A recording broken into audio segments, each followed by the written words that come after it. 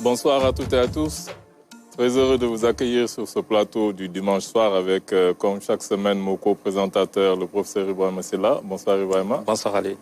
Tout à l'heure, nous allons recevoir Madame Safiatou Ndiaye qui viendra nous présenter son roman intitulé Les épines de la vie, ainsi que la chanteuse Naya de Nayama qui viendra nous présenter son single Ignan.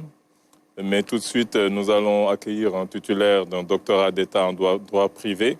Ce spécialiste du droit social a été pendant plusieurs années chef du personnel à la SECNA, ainsi que président du comité de santé et de sécurité au travail. Il publie aux éditions L'Harmattan Sénégal l'ouvrage intitulé Santé et sécurité au travail en Afrique. Nous accueillons ce soir M. Henri-Joël Tagoum Fombeno.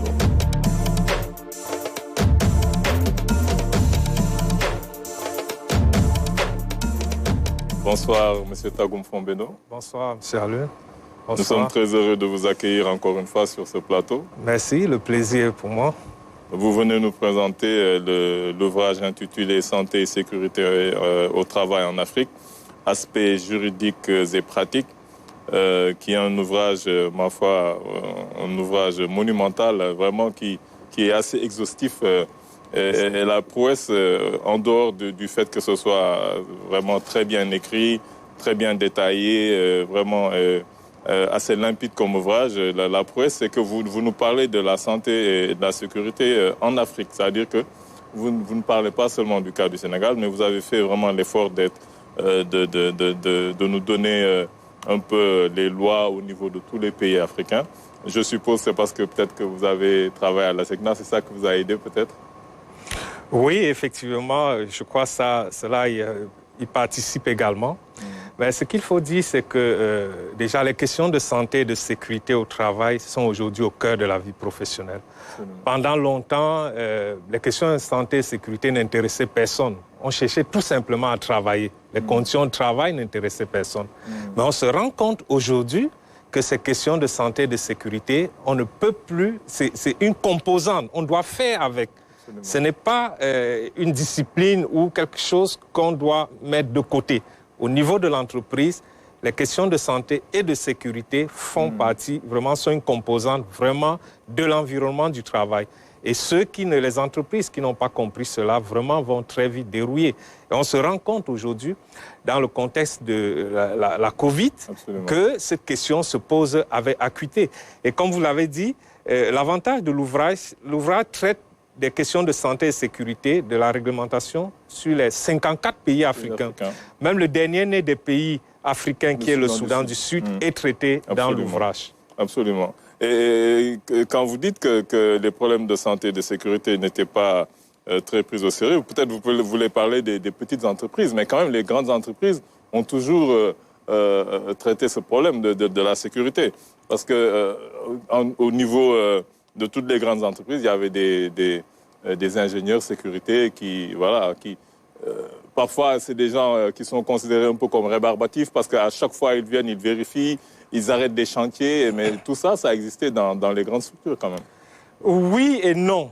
Oui et non, pourquoi? Il ne suffit pas, par exemple, dans une entreprise, par exemple, on prend la réglementation dans plusieurs pays, notamment le Sénégal, à partir de 50 salariés, il faut mettre en place un comité de santé et de sécurité au travail, dès que l'entreprise a 50 salariés. Mais combien d'entreprises ont ces comités de santé et de sécurité au travail? Même dans les grandes entreprises, souvent ça existe, mais ce sont des comités de santé, à la limite, ce sont des comités apparents ou comités administratifs qui sont là pour qu'on dise que, les comités existent. Mais le problème n'est pas là. Le problème, c'est quoi? C'est que lorsque, en tant qu'employeur, vous prenez la responsabilité de faire bosser une personne, même pour un quart d'heure, vous avez la responsabilité en tant qu'encadrant de faire respecter et de respecter les règles d'hygiène et de sécurité au travail. Et comment faire pour respecter les règles d'hygiène et de sécurité au travail? C'est qu'il faut d'abord évaluer les risques professionnels. Chaque année, c'est ce qui doit être fait. Évaluer les risques professionnels dans l'entreprise. Évaluer les risques, c'est quoi? C'est identifier tous les dangers auxquels peuvent être exposés les salariés dans l'entreprise. C'est faire une classification, voir un peu qu'est-ce qui peut se passer, on positionne ça à quel niveau. Et maintenant, on met en face des mesures de prévention pour comme en face des mesures de prévention, nécessairement, souvent, il y a des risques résiduels. Quand il y a des risques résiduels, si on ne peut pas supprimer le risque... Parce que le risque zéro n'existe pas. Ça n'existe pas. Parce qu'il faut quand même travailler.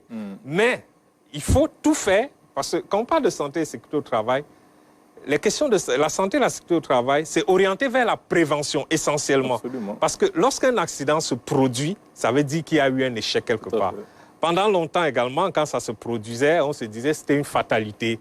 Et vraiment, on accusait vraiment... Chez nous, on dit Ndogoloyala. C'est ça. Je n'ai pas voulu aller jusque-là, mais c'est ce qu'on disait souvent. Or, non. Les accidents ne se produisent pas au hasard. Lorsqu'un accident se produit, ça veut dire tout simplement qu'il y a eu un dysfonctionnement au sein de l'entreprise. Donc, c'est pour cette raison que les questions de santé et sécurité doivent être prises en compte au plus haut sommet de l'entreprise. Ça doit être intégré dans les politiques de management.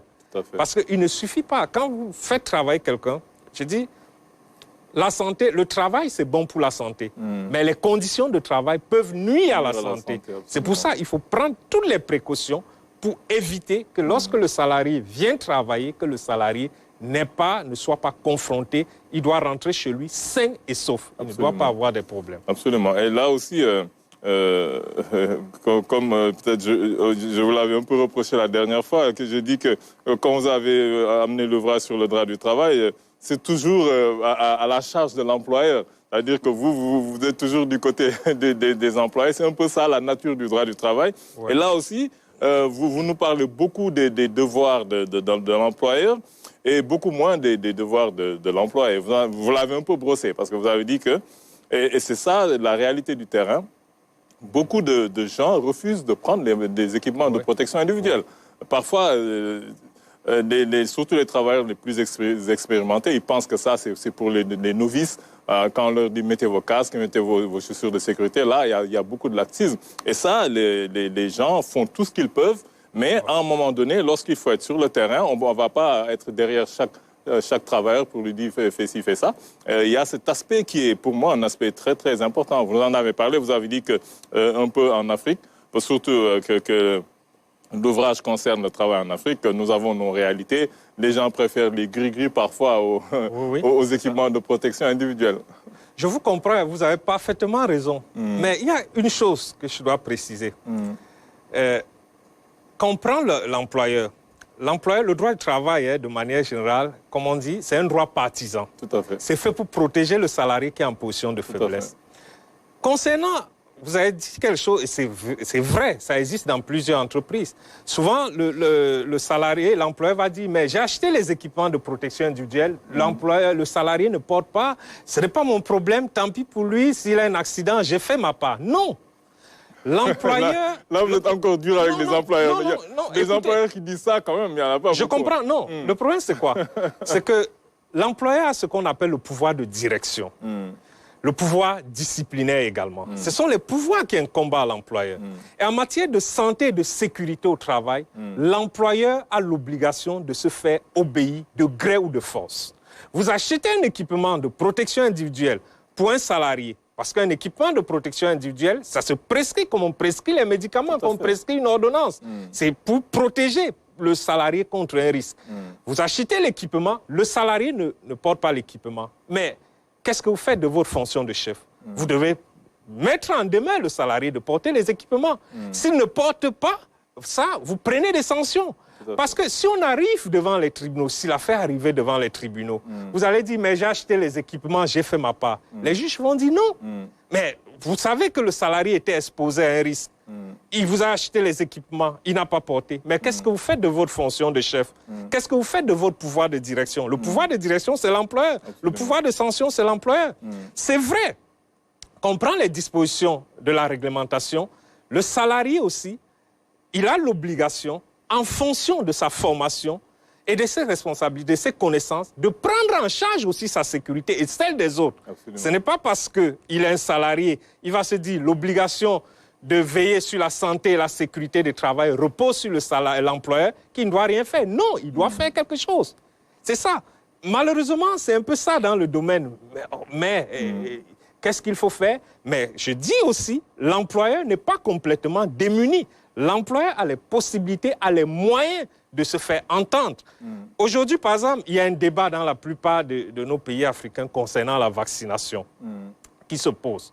Certains disent non, il faut que l'employeur, lui, il peut bien faire vacciner les salariés parce qu'il faut qu'il évite que ces salariés soient vraiment exposés à des risques. J'ai dit non. Moi, je me contente de dire, voilà ce que la réglementation prévoit, voilà ce que le droit prévoit. Quand on parle de vaccination, et ça, je l'ai dit, la vaccination, tant que sur le plan national, la vaccination n'est pas obligatoire. Aucun employeur ne peut obliger un salarié à se faire vacciner.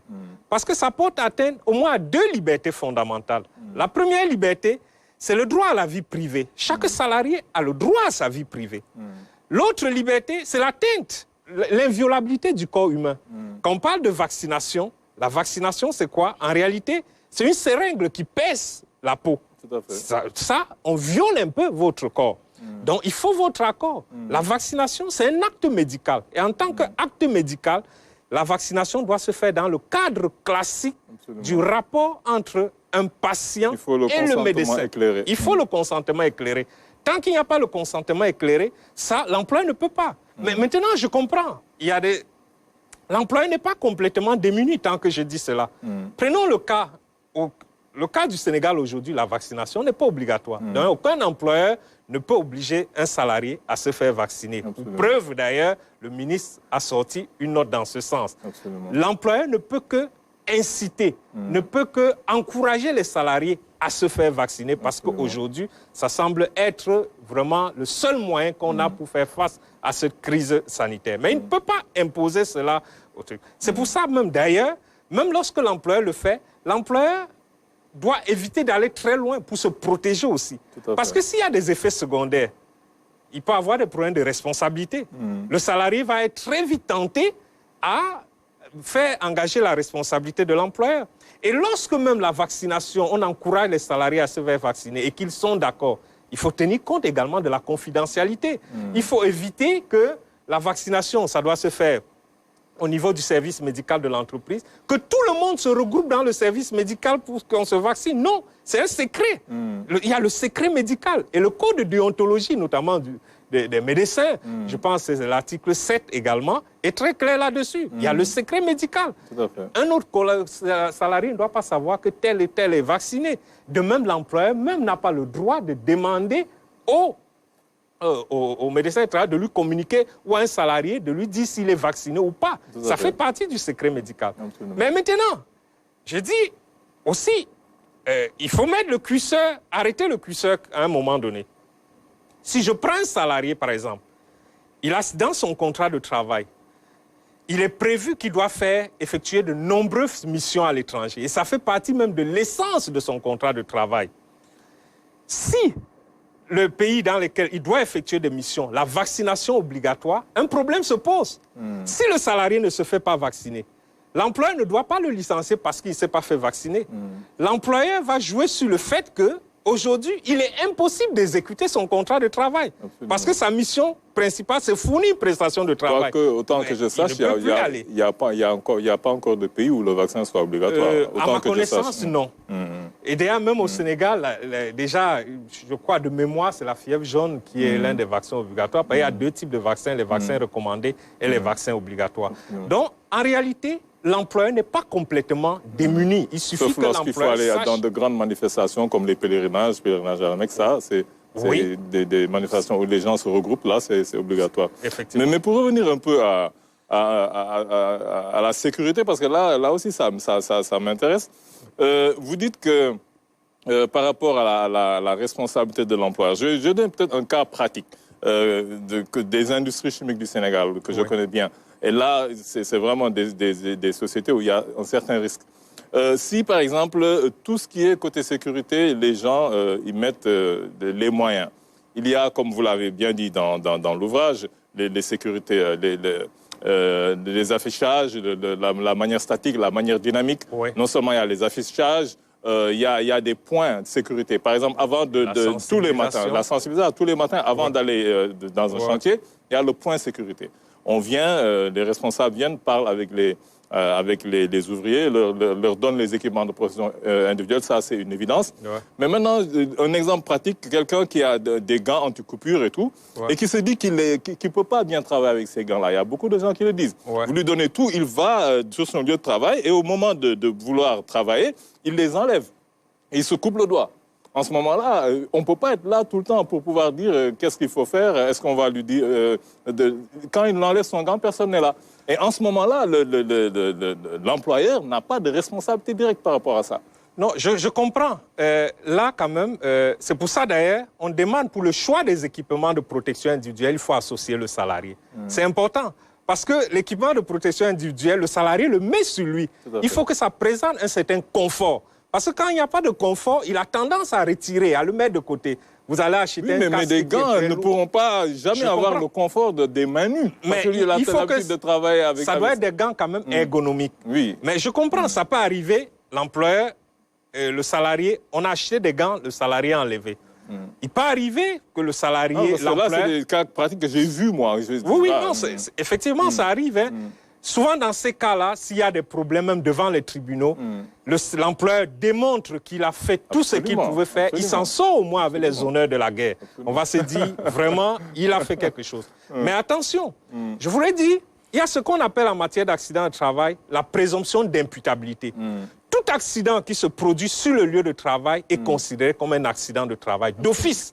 Sauf à démontrer que l'accident n'a pas de lien avec le travail. Donc, c'est déjà important. Maintenant, lorsque l'employeur essaie de prendre toutes les mesures, toutes les précautions, il évite d'être taxé d'avoir commis ce qu'on appelle une faute inexcusable. La faute inexcusable, c'est quoi? C'est par exemple lorsque le salarié ou lorsque l'employeur est conscient du danger auquel est exposé le salarié et il ne fait rien pour que le danger cesse. Il ne prend pas de mesures pour que le salarié puisse sortir de cette position-là. Mais je comprends parfaitement, il y a des salariés, il y a ce qu'on appelle des têtes d'enclume, des gens qui ne veulent pas écouter. Vous avez beau sensibiliser, mais ils n'écoutent pas. Mais dès que vous découvrez cela, il faut également prendre des mesures.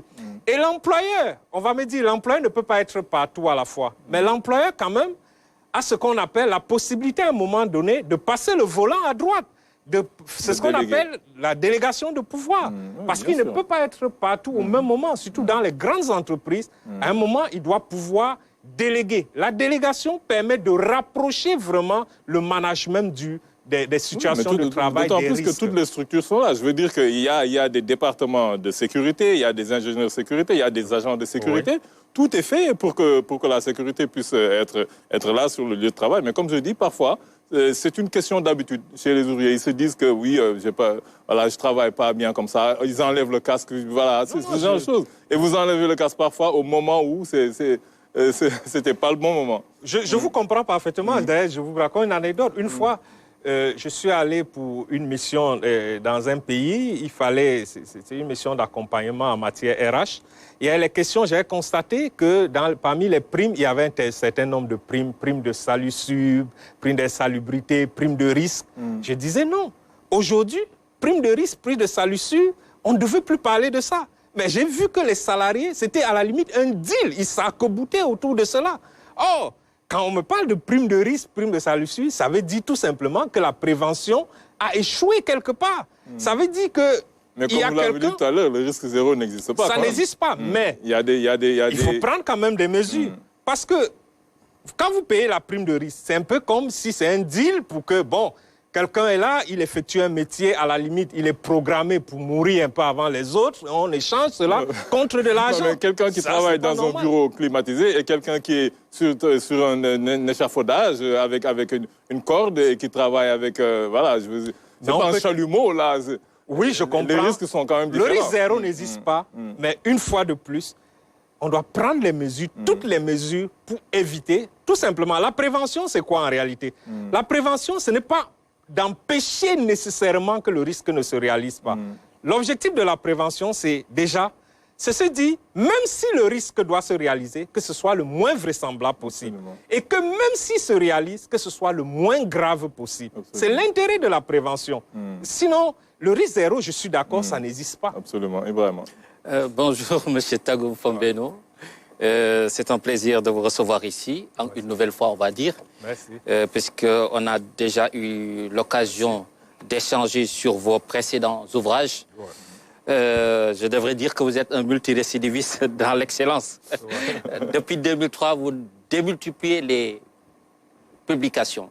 Cela dénote d'une certaine générosité. Vous avez commencé par nous parler en 2003 de la nouvelle vision syndicale à la faveur de la mondialisation. Ensuite, vous avez abordé les questions de la sécurité, de l'hygiène, de la médecine du travail. 2003, 2006, 2009, 2010, 2017, 2020, 2021. Vous avez écrit des ouvrages, toute une série d'ouvrages très intéressants, touchant, on va dire, le droit du travail de manière générale. Et c'est très, très, très intéressant. Et dans cet ouvrage-là, vous abordez une question fondamentale, santé et sécurité au travail en Afrique. Ouais. La précision Afrique est quelque chose de fondamental. Vous avez certainement dû entreprendre une analyse comparative entre les pays, mais qu'est-ce qui dénote ou qu'est-ce qui différencie l'Afrique des autres continents au point que vous réfléchissiez sur la santé et la sécurité au travail en Afrique et non de manière générale? Qu'est-ce qui fait la spécificité de cette santé, de cette sécurité dans le continent africain au point que vous jugiez nécessaire de vous appesantir sur au-delà d'être africain? Oui, mais j'imagine qu'il y a d'autres raisons qui ne sont pas forcément subjectives, mais qui sont totalement objectives. La question intéressante, c'est mon objectif vraiment, je me suis rendu compte, quand vous comparez l'Afrique et les autres continents mettent beaucoup les moyens dans ces questions-là. Nous, pas du tout, peut-être parce qu'il n'y a pas de moyens, mais quand un salarié est impliqué, il faut trouver les moyens. L'objectif de l'ouvrage, déjà, c'est vraiment œuvrer pour vraiment instaurer une véritable culture de santé et de sécurité sur les lieux de travail en Afrique. On respire de l'air pur chez soi. Quand on va travailler, on a besoin également de respirer de l'air pur dans l'entreprise. Quand on va travailler, c'est pour travailler, pour vivre. On ne veut pas aller rencontrer des problèmes sur le lieu de travail. C'est un peu pour ça, c'est vraiment pour sensibiliser, pour qu'à tous les niveaux, les gens comprennent que ces questions-là, ce n'est pas du job en plus, ce n'est pas un bonus. En réalité, ça fait partie du travail. Et nous devons intégrer cela dans notre culture. Vous avez dit tout à l'heure, il faut respirer de l'air pur. Oui. On peut vous prendre au sens propre et non pas au sens figuré. Parce qu'à un moment, vous abordez à la page 61 la problématique de l'ambiance thermique au travail. L'ambiance thermique de travail. On serait étonné de savoir qu'il y a une exigence. L'ambiance thermique de travail désigne les conditions de température, d'humidité et de vent auxquelles les salariés sont exposés. Ça veut dire que le droit du travail va jusque-là. Cette air pur indispensable, l'ambiance thermique, la température, l'humidité, le cadre de travail sont des éléments à prendre en considération. Exactement. Il y a plusieurs types d'ambiance. Il y a l'ambiance sonore, notamment le bruit.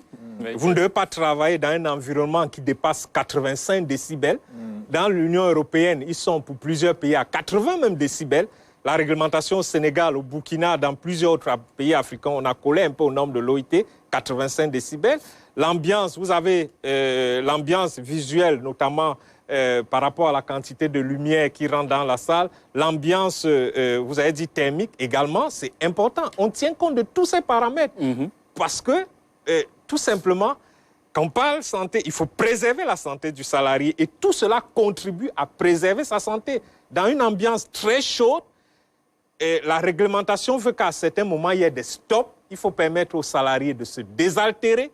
Dans une ambiance très froide, ça peut avoir des problèmes. Quelqu'un qui travaille dans une usine de congélation de poissons, il fait très froid.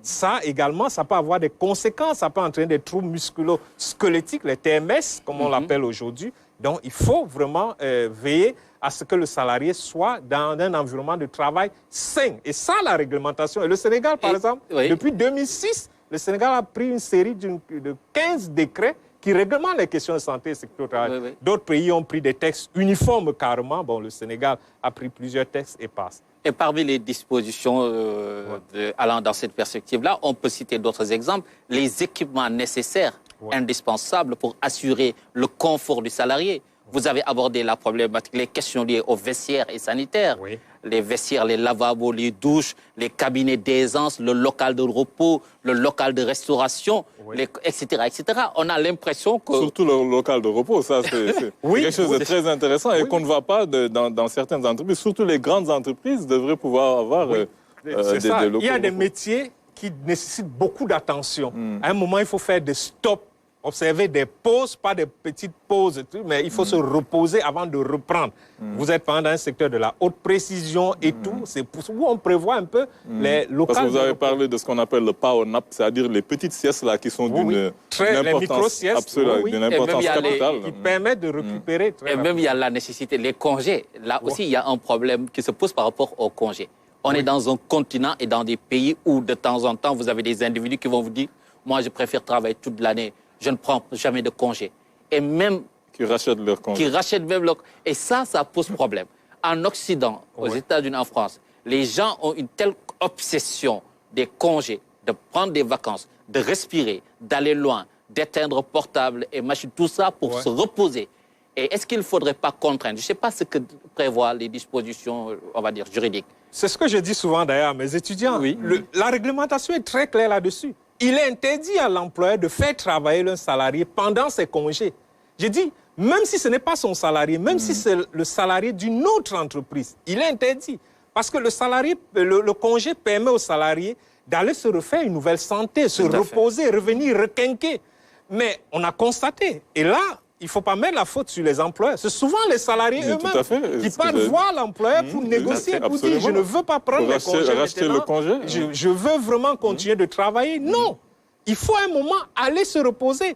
Et quand vous prenez d'ailleurs le Code du travail du Sénégal, le Code du travail dit, même lorsque les congés doivent être reportés, vous avez l'obligation de prendre 6 jours ouvrables pour quitter carrément l'entreprise, aller faire autre chose. Le simple fait de prendre une semaine, vous oubliez l'entreprise, ça c'est bénéfique pour votre santé. Tout à fait. Et ça c'est important. On a l'impression qu'il y a une attention particulière réservée aux femmes dans les entreprises. Oui.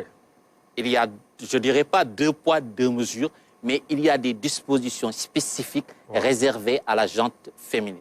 Oui. Est-ce qu'on peut revenir sur ces travaux? Il y a par exemple des travaux interdits aux femmes. Oui.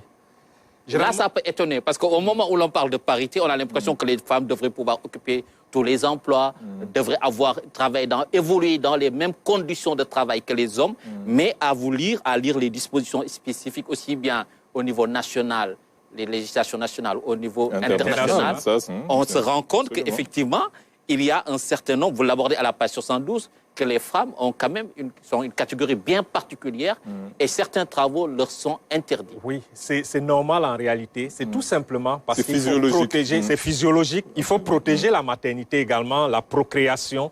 Ça, ce sont ces fonctions-là qu'il faut protéger. Vous prenez une femme qui doit aller travailler en souterrain, dans les mines et tout. Et vous savez, au niveau des mines, souvent, on utilise des matières qui sont toxiques, du mercure et tout, qui peut avoir des incidents sur la procréation. C'est pour ça également, c'est beaucoup encadré. Il faut protéger la femme dans ce domaine-là. On se dit, oui, certains métiers, il ne faut pas que les femmes puissent vraiment... Parce que j'ai toujours tout de suite pensé avant de le lire, parce que vous l'avez dit, au marteau-piqueur. Par exemple, une femme qui est enceinte, qui ne sait même pas qu'elle est enceinte et qui utilise un marteau-piqueur avec toutes les vibrations. Ça, ce n'est pas intéressant. Et autre chose, la réglementation va même plus loin. Je crois la femme est l'une des rares salariés qui peut démissionner sans préavis ou qui, même si elle est licenciée, peut décider de quitter l'entreprise du jour au lendemain dès qu'elle est en état de grossesse. Ça, c'est pour protéger l'enfant qu'elle porte. On se dit, ou lorsqu'elle allait et tout, elle a la possibilité de quitter l'entreprise sans préavis. Un autre salarié ne le fera pas. Mais tout cela, c'est une fois de plus pour protéger les femmes, pour protéger cette fonction reproductive-là. C'est physiologique beaucoup plus. D'accord.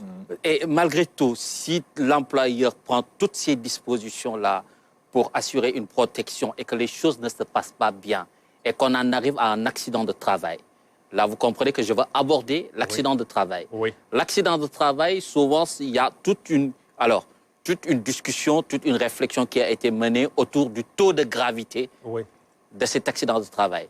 Qui calcule? Comment calcule-t-on le taux de gravité de l'accident? Parce que là aussi, il peut y avoir des abus, il peut y avoir des excès, il peut y avoir une mauvaise foi Ouais. Il peut y avoir une complicité de la part d'un tiers qui va donner peut-être des arguments au plus de gravité qu'il y en a à un salarié pour enfoncer son employeur. Alors, comment calcule-t-on, sur quelle base calcule-t-on le taux de gravité? Qui fixe le taux de gravité? Déjà, je vais apporter une petite précision. Dès qu'un accident se produit, l'accident est pris en charge, quand c'est un accident de travail, c'est pris en charge par la Caisse de sécurité sociale. Maintenant, si on estime qu'il y a une faute inexcusable de l'employeur, le salarié a la possibilité de saisir les tribunaux.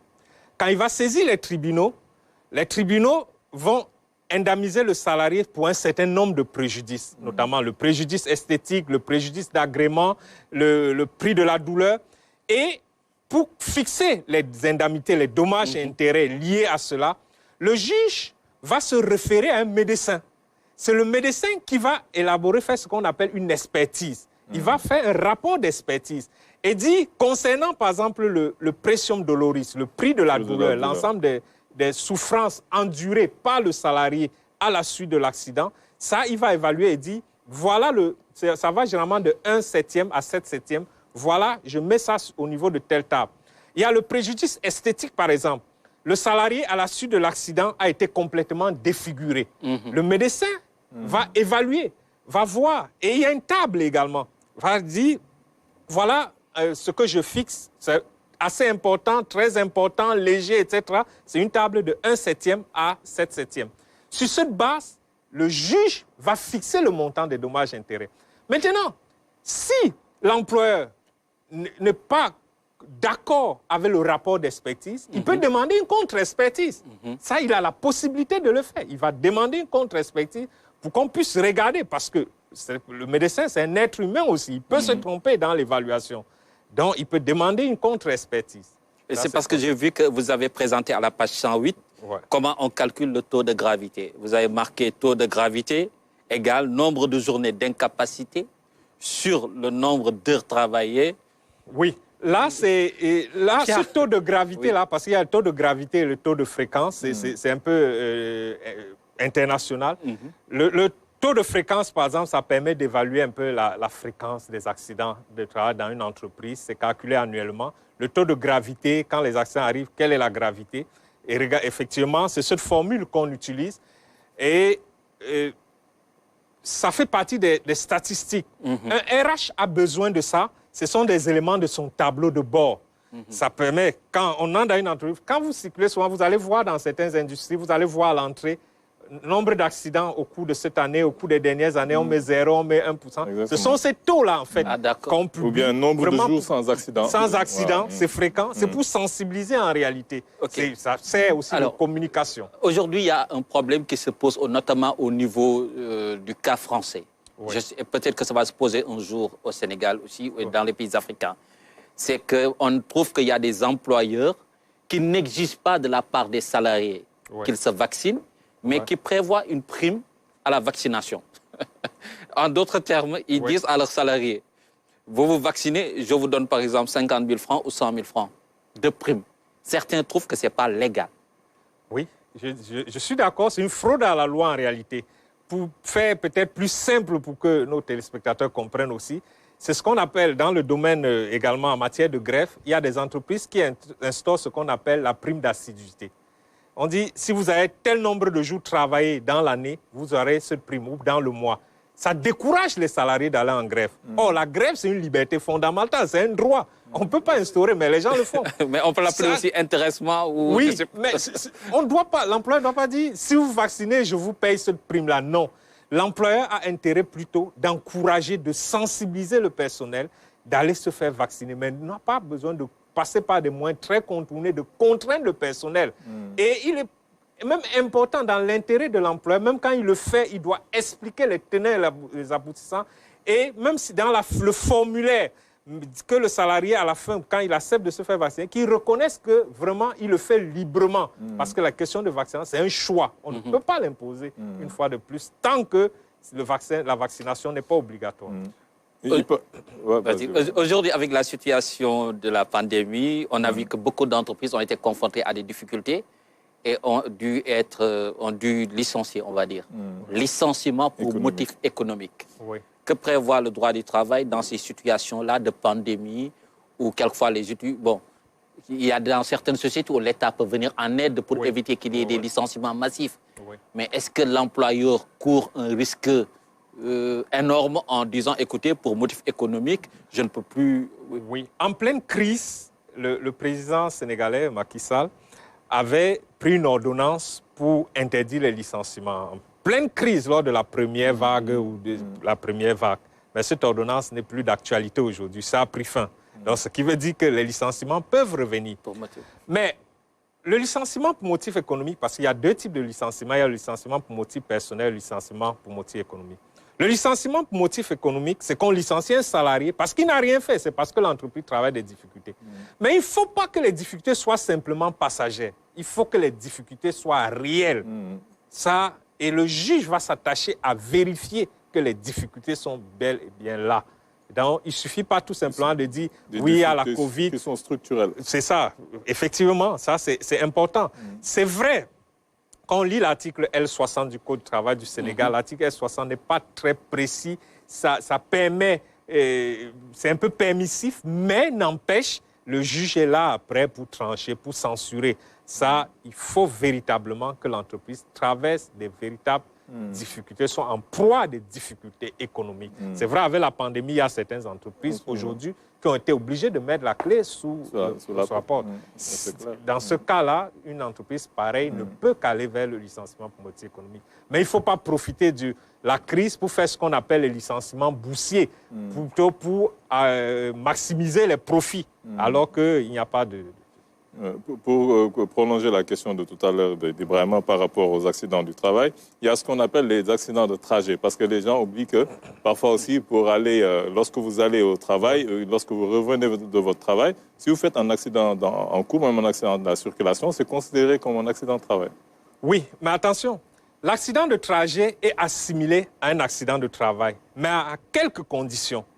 Parce que l'accident de trajet, c'est un accident qui se déroule sur le trajet aller-retour entre le lieu de travail et le domicile du salarié et la résidence du salarié. Ou bien à la pause lorsqu'il va manger. Oui, mais le problème, c'est quoi? La particularité de l'accident de trajet, c'est quoi? C'est que cet accident se déroule, c'est un accident mi-privé, mi-professionnel. Ça se déroule à un moment où le salarié n'est plus sous l'autorité de l'employeur. Donc c'est pour ça, c'est tellement encadré. Je prends un salarié, il est en train de rentrer chez lui, il fait un long détour qui n'est pas sur le trajet normal. S'il a un accident, ce n'est plus un accident de travail. Il faudrait que ce soit le trajet le plus normal, le plus direct, sauf s'il y a des cas exceptionnels. S'il y a un embouteillage, s'il y a un danger, s'il y a... Voilà. Et le trajet ne doit pas être interrompu. Je prends un cas, vous êtes en train de rentrer chez vous, vous arrêtez à la banque pour prendre de l'argent. Dès que vous rentrez à la banque, le trajet est interrompu, la protection s'arrête. Quand vous sortez de la banque pour reprendre le trajet, la protection reprend. Ça sont des subtilités souvent que les gens ne connaissent pas. Et après, ils disent, ah, oui, c'est quand je rentrais. Non, mais vous avez eu l'accident à la banque. Pourquoi vous voulez que c'est l'employeur qui vous prenne en charge? Ou bien vous passez voir votre cousin, un ami. Ça, c'est votre problème. Mais il y a une subtilité beaucoup plus grave que j'ai lue à la page 239. Oui. C'est la responsabilité pénale de l'employeur. Oui. Vous écrivez que l'employeur est responsable non seulement des actes qu'il a lui-même commis, jusque-là il n'y a pas de problème, mais aussi de ceux accomplis par ses préposés. Effectivement. Et c'est là où je mets un gros point d'interrogation en disant que l'employeur court quand même un gros risque. Franchement. Oui, c'est vraiment une responsabilité qui a parcouru le temps, hein, c'est depuis vraiment même les premiers codes. C'est que l'employeur, dès lors qu'il fait travailler quelqu'un, cette personne est son préposé. S'il commet un manquement dans le cadre de son travail, il commet un accident et tout, c'est d'abord l'employeur qui est responsable. On regarde d'abord l'employeur. C'est pour ça qu'on a tous les employeurs ont des assurances, ce qu'on appelle l'assurance civile chef d'entreprise. Oui, l'assurance responsable civile du chef d'entreprise. Effectivement, pour se couvrir contre les actes qui peuvent être posés par leur préposé. Tout simplement, c'est même logique. Parce que s'il n'avait pas employé ce préposé, on ne devait pas avoir de problème. C'est parce qu'il a employé ce préposé. En tout cas, c'est un ouvrage vraiment très intéressant qu'on a eu beaucoup de plaisir à lire, Santé et sécurité au travail. en Afrique, aspect juridique et pratique. Comme l'a dit Ibrahima, vous êtes vraiment un auteur prolifique. Vous avez beaucoup d'ouvrages, vraiment, en plus des ouvrages de référence, qui sont des ouvrages très pratiques, qui s'adressent à tout le monde, aux enseignants, aux étudiants, aux chefs d'entreprise, aux employés. Vraiment, nous vous félicitons vraiment pour tout le travail que vous faites.